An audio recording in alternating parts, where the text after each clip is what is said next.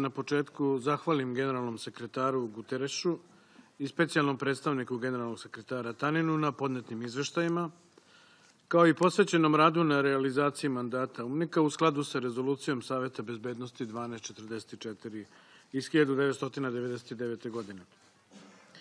Želim takođe da se zahvalim Kini koja je prema ustaljenoj dinamici uvrstila ovaj sastanak na dnevni red i članicama Saveta bezbednosti koje podržavaju kontinuirano razmatranje ovog pitanja. U avgustu nismo imali redovnu sednicu posvećenu UNMIK-u i ne mogu da ne izrazim nezadovoljstvo zbog odluke Velike Britanije da kao predsjedavajuća ne uvrsti u program rada Saveta bezbednosti ovu tačku uz objašnjenje da je situacija mirna i da se na terenu ništa ne dešava. Želim da iskoristimo ovu priliku da ukažem zašto smatramo da je to pogrešan pristup i zašto smatramo da je upravo u ovom trenutku neophodno da ova tema ostane visoko na agendi Saveta bezbednosti. Na raspravu o tome da li je potrebno održati sednicu ili ne, potrošili smo mnogo više od 3 sata koliko ova sednica Saveta bezbednosti uobičajeno traje. Stvorena je danima nepotrebno loša atmosfera između Beograda i Prištine, ali i podela među članicama Saveta bezbednosti. Došlo se u situaciju da usvajanje programa rada Saveta bezbednosti bude dovedeno u pitanje, što svakako nije dobro ni za rešenje ovog pitanja, a ni generalno za ovo telo. Želim da podsjetim da je članstvo u Savetu bezbednosti velika privilegija, ali isto tako i velika odgovornost i da članice moraju da učine sve kako bi se očuvali međunarodni mir i bezbednost.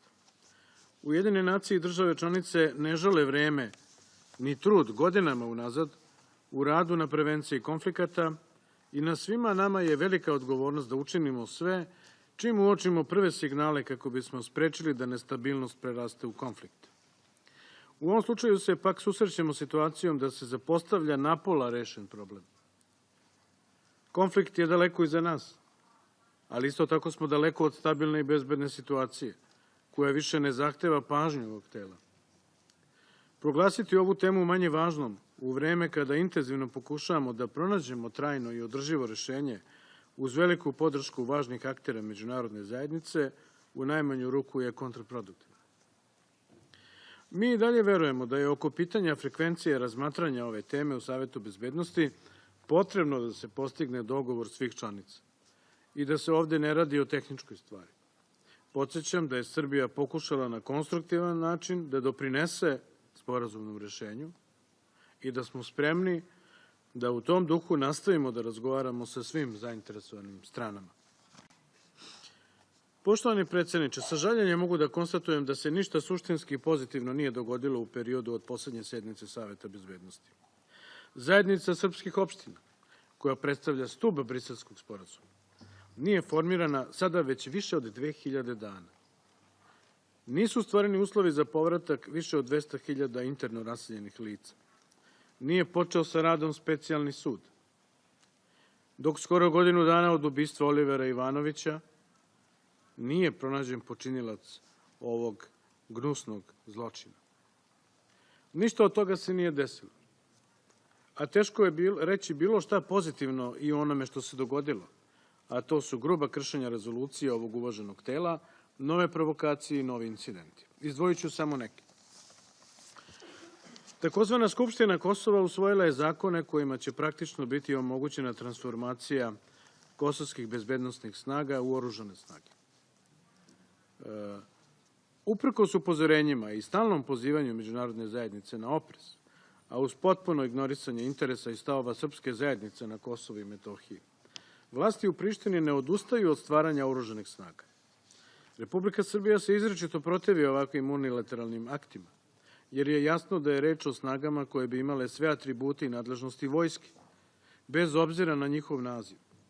Podsećam da je prema rezoluciji 1244 Saveta bezbednosti i vojno-tehničkom sporazumu KFOR jedina legalna vojna formacija na Kosovu i Metohiji, koja je ujedno važan garant sprovođenja Briselskog sporazuma i praktično jedini garant bezbednosti i opstanka Srba, njihove imovine, verske i kulturne baštine. Želeo bih da istaknem da je neprihvatljivo da se u trenucima dok se vodi dijalog o pronalaženju rešenja istovremeno donose tako radikalne i dalekosežne jednostrane odluke, i očekujemo od članica Saveta bezbednosti da ovu samovoljnu odluku Prištine osude. Predsedniku Srbije Aleksandru Vučiću tokom posete Kosovu i Metohiji 8. i 9. septembra ove godine nije omogućeno da poseti mesto Banje u srpskoj enklavi, jer su prištinske vlasti u poslednjem trenutku promenile prvobitnu odluku i pored njegovih jasnih poruka mira i poziva za pronalaženjem održivog rešenja za Kosovo i Metohiju. Upad specijalnih policijskih snaga na jezero Gazivode najdrastičniji je primjer provokacije. 60 maskiranih pripadnika specijalne jedinice ROSU sa dugim cevima zauzeli su jezero i hidrocentralu Gazivode na severu Kosova i Metohije kako bi omogućili posetu Hašima Tačija. Bojim se da je jedini cilj ove nerazumne akcije bio pokušaj provokacije i zastrašivanje srpskog naroda na Kosovu i Metohiji, i to ne po prvi put. Dozvolite da istaknem da se i ovde radi o jasnom kršenju rezolucije Saveta bezbednosti 1244 i Briselskog sporazuma. Dame i gospodo, vaše ekscelencije, ja sam lično, kao premijer, kao predsednik Vlade Republike Srbije, prilikom zajedno sa Catherine Ashton, visokom predstavnicom Evropske unije, Hašimom Tačijem i tada mojim zamenikom Aleksandrom Vučićem, prilikom potpisivanja Briselskog sporazuma 2013. godine, prisustvovao sastanku koji smo imali u NATO sa generalnim sekretarom, kada je dogovoreno da nikakve bezbednosne snage Kosova ne mogu da dođu na sever dok se ne ispune dva uslova. Prvi je da bude obavešten KFOR, a drugi da se o tome obaveste i saglase predsednici srpskih opština na severu Kosova i Metohije, što nije ispunjeno. Smatram da je reagovanje KFOR-a i Evropske unije bilo neadekvatno i u najmanju ruku neprimereno njihovoj ulozi i mandatu. Eskalacija je izbegnuta zahvaljujući smirenosti naše strane, porukama predsednika Srbije, kao i uzdržanosti Srba sa severa Kosova i Metohije, koji su bili uznemereni, ali su i pokazali zrelost, ne nasevši na provokacije. Ono što je dodatno zabrinjavajuće u slučaju Gazivode je poruka koja se šalje. Jezero i hidrocentrala Gazivode su strateški važno pitanje i za nas i za prištinsku stranu. Međutim, Priština nije spremna da razgovara o suštinskim rešenjima. U tom smislu je indikativan i nedavni pokušaj ugrožavanja rada elektromreže Srbije i namera Prištine da preuzme energetsku infrastrukturu na severu Kosova i Metohije. Podsjetiću vas da je energetika tema briselskog dijaloga i da smo mi više puta izražavali zabrinutost zbog toga što Priština, iako nije ispunila obaveze koje se tiču registrovanja dve energetske kompanije na severu Kosova i Metohije, preduzima radnje kojima ugrožava energetsku stabilnost čitavog regiona. Svemu tome, naravno, dozvolite mi da to kažem, svemu tome prethodi po Briselskom sporazumu formiranje zajednice srpskih opština. O kakvom mi dogovoru i dijalogu govorimo kada 2000 dana posle potpisivanja posle preuzete obaveze od strane Prištine, u prisustvu Evropske unije, se ne realizuje i ne formira zajednica srpskih opština. Ona, između ostalog, treba da bude i osnova za formiranje ovih energetskih kompanija o kojima govorimo i da se dalje razgovara o energetici. U prethodna dva izveštajna perioda dogodilo se i to da su predstavnici Prištine rešili da naprave put koji će proći kroz specijalnu zaštićenu zonu manastira Dečani, manastira koji potiče iz 14. veka i koji predstavlja deo svetske kulturne baštine UNESCO, a u čije je dvorište Priština poslala buldožere. I onako je na kapijama tog manastira ispisano ISIL. U takvim uslovima opstaje kulturna baština Srba na Kosovu i Metohiji. Iskoristio bih priliku da se zahvalim predstavnicima međunarodne zajednice koji su pravovremenom reakcijom osujetili ovaj neobjašnjivi potez Prištine. Ponovo se dogodio niz napada na Srbe i njihovu imovinu, uključujući i na one koji su krenuli da posete grobove svojih najbližih i decu, koja su se igrala u parku. Za razliku od izveštaja generalnog sekretara Ujedinjenih nacija, Misija OEBS-a na Kosovu je u svom nedavnom izveštaju registrovala 173 incidenta usmerena na pripadnike nealbanskih zajednica. Citiram, samo u periodu od januara do juna ove godine, uz ocenu da ukupan broj incidenata predstavlja povećanje od skoro 20% u odnosu na prethodni šestomesečni period. Ovo su samo neki primjeri incidenata koji narušavaju bezbednost na Kosovu i Metohiji i dodatno komplikuju onako složenu situaciju. Moram priznati da je nejasno kako neko ovakvu situaciju može da okarakteriše kao stabilnu. Ili možda stabilna situacija podrazumeva da su napadi na Srbe dopušteni i sasvim normalna stvar. Da ih je bilo, da će ih biti, te da je to nešto što ne zahteva vašu pažnju i reagovanje. Veliki broj ovih napada, podsjetit ću vas, usmereni su upravo na interno raseljena lica i povratnike. Kako da se očekuje najmanji napredak u procesu povratka raseljenih? Ako u 21. veku u Evropi još uvek govorimo o tome da najveći izazov za povratak predstavlja bezbednosna situacija, jer su povratnici direktna meta etnički motivisanih napada. Arbitrarna hapšenja, odnosno hapšenja povratnika po lažnim prijavama, fizički napadi i ranjavanje, kamenovanje vernika, napadi na sveštenike, uništavanje imovine, ispisivanje uznemirujućih grafita, skrnavljanje spomen ploča, rušenje grobova i krstova na grobovima, nacionalna i verska mržnja, provokacije, institucionalna diskriminacija, nedostatak vladavine prava, uključujući po pitanju nezavisnosti sudstva, dužine trajanja postupka, neadekvatne zaštite dokaza i svedoka, neizvršenja sudskih odluka i tako dalje. To je ono sa čime se danas na Kosovu i Metohiji susreću oni koji pokušaju da se vrate u svoje domove. Poslednji izveštaj generalnog sekretara propustio je da spomene oko 200.000 interno raseljenih lica, kako stoji u izveštaju UNHCR-a, koja ni nakon 19 godina zbog ovakvih neprihvatljivih pojava nisu ostvarili svoja prava da se vrate. Oceni o stabilnoj situaciji svakako ne doprinosi ni broj boraca sa Kosova u redovima terorista, u vezi sa čim zabrinutost u svom izveštaju iznosi i generalni sekretar. Ono što posebno predstavlja alarm za uzbunu je da je jedna od ovih grupa planirala teroristički napad u većinskim srpskim zajednicama, pa i protiv KFOR-a. Gospodine predsjedniče, još jedna važna i osetljiva tema je pitanje seksualnog nasilja u konfliktima. Srbija najoštrije osuđuje ovaj užasan vid nasilja i smatra da svi počinioci moraju biti kažnjeni, a žrtvama pružena adekvatna zaštita i pomoć. Broj žrtava seksualnog nasilja u konfliktima ne umanjuje stravičan efekat ovakvog vida nasilja na svaku žrtvu pojedinačno. Ali isto tako, spekulisanje brojevima ne doprinosi ostvarivanju pravde i vodi politizaciji i usporavanju procesa pomirenja u postkonfliktnim društvima.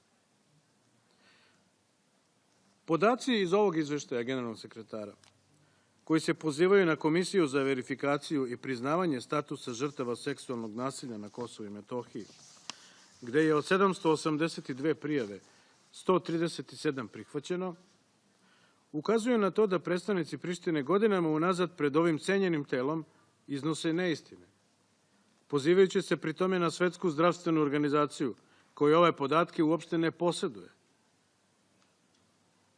Od njih sam tražio informaciju o tome, ne poseduju takve podatke. Više puta smo na ovim sastancima čuli navode o navodnom od 20.000 žrtava seksualnog nasilja, uz tendenciju uspostavljanja hijerarhije žrtava po etničkoj, verskoj i drugoj pripadnosti. Kao da su srpske žrtve manje važne, kao da je seksualno nasilje nad pripadnicima srpske nacionalnosti opravdano i nekažnjivo. U takvoj atmosferi opravdavanja zločina protiv Srba moguće je i da takozvana vlada Kosova donese odluku da šef pregovaračkog tima u dijalogu sa Beogradom bude Fatmir Ljimaj, jedan od komandanata OVK, koji je na osnovu izjava Albanaca, braće Mazreku, svedoka i saučesnika u zločinu, lično silovao i ubio više Srpkinja u selu Klečka. On je postavljen za šefa pregovaračkog tima sa Srbijom. Ponavljam još jednom.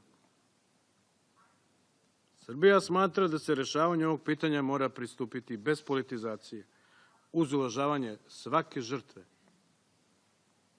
i uz korišćenje istinitih podataka i činjenica na svim stranama u ratu. Poštovani predsjedniče, ne mogu da se ovom prilikom ne osvrnem i na pismo koje je odlazeća ambasadorka Sjedinjenih Država uputila generalnom sekretaru Ujedinjenih nacija, zahtevajući da inicira strateški pregled UNMIK-a kojim bi se započela izlazna strategija misije. Više puta se na ovim sednicama čulo da je UNMIK ispunio svoj mandat i da više nije potreban, uz argumente da je takozvano Kosovo izgradilo demokratske institucije, kao i da se poštuju vladavina prava i ljudska prava. Opet moram da vam postavim pitanja svima koji ove argumente iznose. Da li je po vama prihvatljivo da demokratske institucije ne primenjuju postignute dogovore i preuzete obaveze? Briselski sporazum smo potpisali. Oni ga ne primenjuju. Da li za vas demokratiju predstavlja bacanje suzavca u parlamentu, što već godinama gledamo u Prištini? Da li je po vama vladavina prava to što Priština svako malo pomiluje osuđene zločince za najozbiljnija krivična dela, poput pripadnika takozvane Dreničke grupe? Da li se može prihvatiti kao normalno zastrašivanje povratnika, napadi na predstavnike manjinskih zajednica i njihova svakodnevna diskriminacija? Da li je povratkom svega 1,9% interno raseljenih lica dostignut željeni standard poštovanja ljudskih prava? Da li je to dovoljan broj da se od daljeg povratka odustane? Da li to znači da je proterivanje 200.000 Srba gotova stvar? Da li to znači da to ne treba više da spominjemo? I šta je sa sudbinom preko 1500 nestalih i kidnapovanih Srba? Pošto stalno čujemo takve zahteve sa drugih strana, kao da su srpske žrtve manje važne. Sve ovo, dame i gospodo, za neke neugodna, ali i nepobitna istina. Gotovo svi za ovim stolom podržavaju međunarodno prisustvo u Bosni i Hercegovini, gde je opšta situacija neuporediva i gde bezbednost građana, složit ćete se, nije ugrožena. Kako je onda tamo potrebno međunarodno prisustvo, a na Kosovu i Metohiji nije potrebno međunarodno prisustvo? Što neko od vas nije pokrenuo pitanje da se međunarodno prisustvo povuče iz Bosne i Hercegovine, kao što ste pokrenuli pitanje da se to desi sa Kosova? Ja mogu da se složim da je situacija na Kosovu značajno drugačija nego 1999. godine ili 2009. Ali i misija je drugačija nego tada. Tvrditi ipak da je ona nepotrebna i da je ispunila svoju svrhu daleko je od realnosti. S obzirom na to da je mandat UNMIK-a u nadležnosti upravo ovog uloženog tela, želim ovom prilikom da postavim pitanje da li je i šta generalni sekretar Ujedinjenih nacija odgovorio ambasadorki Hejli. Cenjene članice Saveta bezbednosti, neki od vas smatraju da je status Kosova završena priča, ali isto tako mnogi smatraju da nije. Mnoge države svoju odluku o priznanju jednostrano proglašene nezavisnosti Kosova preispituju. I 10 država je do sada promenilo tu odluku, povuklo odluku o priznanju ili je suspendovalo, jer su shvatile da nisu bile dovoljno upoznate sa situacijom i da je neophodno dati šansu dijalogu i da će svi poštovati rezultate tog dijaloga. Uskoro bi ovaj broj mogao značajno da poraste, a da se broj država koje su priznale Kosovo spusti ispod polovine članica Ujedinjenih nacija. Odluke o povlačenju priznanja se od strane Prištine i pojedinih država osuđuju, a lobiranje Srbije kvalifikuje kao provokacija. Sa druge strane, za njih je lobiranje Prištine za nova priznanja legalno i ne predstavlja provokaciju. Za njih provokacija nisu ni pozivi na nepoštovanje suvereniteta i teritorijalnog integriteta punopravne članice Ujedinjenih nacija, koje možemo čuti i koje ćemo sigurno čuti i danas na sednici ovog tela, Saveta bezbednosti, gde će neke od vaših zemalja, kao što to uvek rade, u mom prisustvu otvoreno pozivati druge zemlje da priznaju nezavisnost Kosova. Šta sad to znači? Vi možete da lobirate da zemlje priznaju Kosovo, a Srbija ne sme da poziva zemlje da povuku priznanje ili da ne priznaju Kosovo. Reklo bi se da nešto u ovom rezonovanju nije u redu. Priština je u maniru očajnika prošle nedelje uvela dodatni porez od 10% na proizvode iz Srbije, kao kaznu za naše spoljno-političke aktivnosti. Kršeći pri tome najgrublje pravila CEFTA, kojom trenutno predsedava, Srbija je dozvolila da Kosovo učestvuje u regionalnim inicijativama. Tako je, saglasila se, dozvolila. Od nas ste to tražili. Dobili ste. I sada ne poštujete CEFTA-u kojom predsedavate. To su vrlo oštro osudili svi međunarodni akteri, uključujući Evropsku uniju. Međutim, ono što je zanimljivo, sa ovom odlukom prištinskih vlasti se ne slaže čak ni takozvani predsednik Kosova Hašim Tači. Pa nije jasno kakva je u stvari politika. Imamo dobre i loše policajce na Kosovu. Umesto da se usredsredi na dijalog, Priština je fokusirana na pokušaje da ostvari članstvo u međunarodnim organizacijama, misleći da će tako dokazati državnost, a ne shvatajući da to nije put koji vodi ka bilo kakvom rešenju. Naprotiv, neutemeljenost njenih zahteva, njihova direktna suprotstavljenost osnovnim principima međunarodnog prava, samo dovode do politizacije ovih organizacija, podela i bespotrebnog rasipanja energije. S tim u vezi dozvolite mi da navedem samo jedan očigledan primer. Zahtev takozvanog Kosova za članstvo u Interpolu. Argument koji Priština često koristi je da ne može da sarađuje sa Interpolom zbog toga što nije njegov član. Koliko je ova tvrdnja potpuno neosnovana, govori upravo podatak iz izveštaja generalnog sekretara, ovog izveštaja koji razmatramo, gde se kao redovna aktivnost navodi da je UMNIK nastavio da obezbeđuje komunikaciju između institucija u Prištini i Interpola. Ova saradnja se u skladu sa memorandumom o razumevanju između Interpola i UMNIK-a odvija već više od 15 godina. Kampanja Prištine, potpomognuta od strane pojedinih država,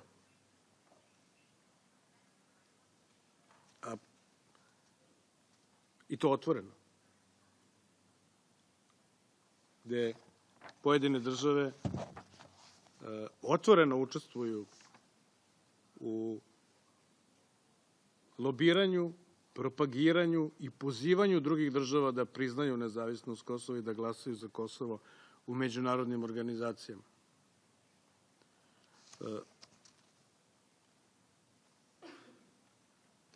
Ta kampanja pokušava da pitanje članstva Kosova u Interpolu prikaže kao pitanje bezbednosti i borbe protiv kriminala. To je apsolutno neosnovano i ne može se podržati. Jasno je da je reč isključivo o političkim aspiracijama.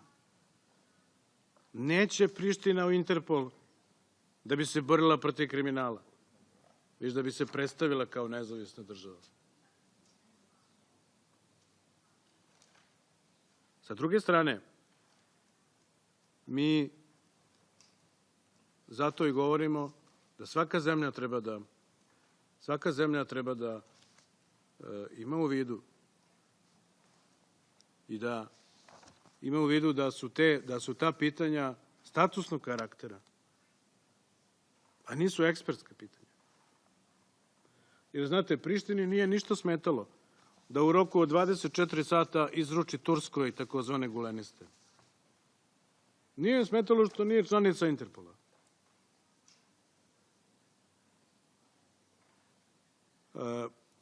Ovde je reč o tome da se pokušava zloupotrebiti međunarodne organizacije koje jesu u nekoj porodici Ujedinjenih nacija i da se na mala vrata pokuša da se time prejudicira konačno rešenje.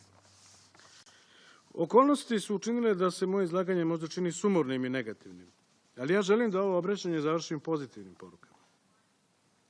Evropska unija je na nedavno održanoj debati Saveta bezbednosti o jačanju multilateralizma između ostalog naglasila da smo iz iskustva naučili da je za održivi mir uvek potrebno dogovoreno političko rešenje. Uostalom, i vi često govorite i pozivate druge zemlje da se oko spornih pitanja prvo postigne rešenje i dogovor, pa da se onda ostale zemlje izjašnjavaju o pitanjima statusa. Uostalom, koliko je meni poznato, i predsednik Obama je pozivao sve zemlje da ne priznaju Palestinu pre nego što se Palestina dogovori sa Izraelom. Jedino što su mnoge od zemalja ovde postupile suprotno u slučaju Srbije. Srbija se sa ovim u potpunosti slaže. Najiskrenije je zainteresovana za postizanje kompromisa za pitanje Kosova i Metohije. Mi smo opredeljeni za pronalaženje obostrano prihvatljivog rešenja. Takvog rešenja ne može biti bez dogovora Beograda i Prištine, ali ni bez vaše podrške.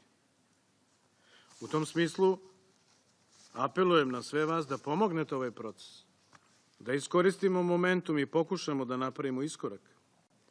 Dalje podele u Savetu bezbednosti oko ovog pitanja i rasprave na temu treba li nam UMNIK ili ne, svakako ne doprinose tome. Odgovor na pitanje da li su nam potrebni sastanci Saveta bezbednosti i da li je potreban UMNIK, biće dato onog trenutka kada pronađemo obostrano prihvatljivo rešenje. A do tada nam ostaje rezolucija 1244, koju je ovo cenjeno telo donelo i koju smo svi dužni da poštujemo. Srbija će sa svoje strane uložiti maksimalan napor da se nastavi dijalog, da se dođe do trajnog rešenja koje uvažava interese i srpskog i albanskog naroda. Okrenimo se traženju kompromisa za budućnost, za trajni mir između Srba i Albanaca, za prosperitet i Srba i Albanaca, za mir i stabilnost čitavog regiona. Nakon toga neće nam biti potreban ni UMNIK, ni sednice Saveta bezbednosti. I na kraju, dame i gospodo, poštovani predsedniče, vaše ekscelencije, ovih dana obeležavamo 100 godina od kraja Prvog svetskog rata, u kojem se Srbija borila na strani saveznika. Veliku pobedu Srbija je platila ogromnim žrtvama. Srbija je prema podacima Konferencije mira u Parizu iz 1919. godine izgubila 1.247.435 ljudi, odnosno 28% celokupnog broja stanovnika i 62% muškog stanovništva između 18 i 55 godina. Od broja poginulih, 845.000 bilo je civilno stanovništvo. Dame i gospodo, skoro svaki 10. poginuli u Prvom svetskom ratu bio je Srbin. U znak priznanja za ogromne žrtve, tadašnji američki predsednik Woodrow Wilson doneo je odluku da se srpska zastava postavi na Belu kuću i sve javne ustanove Sjedinjenih Država 28. juna 1918. godine. To se u istoriji Sjedinjenih Država desilo samo još jednom, sa francuskom zastavom nekoliko godina kasnije. Dame i gospodo, zato je Srbiji prioritetno stalo do mira i stabilnosti u regionu. Da se žrtve ne zaborave, ali da se rat više nikada ne desi. Zahvaljujem.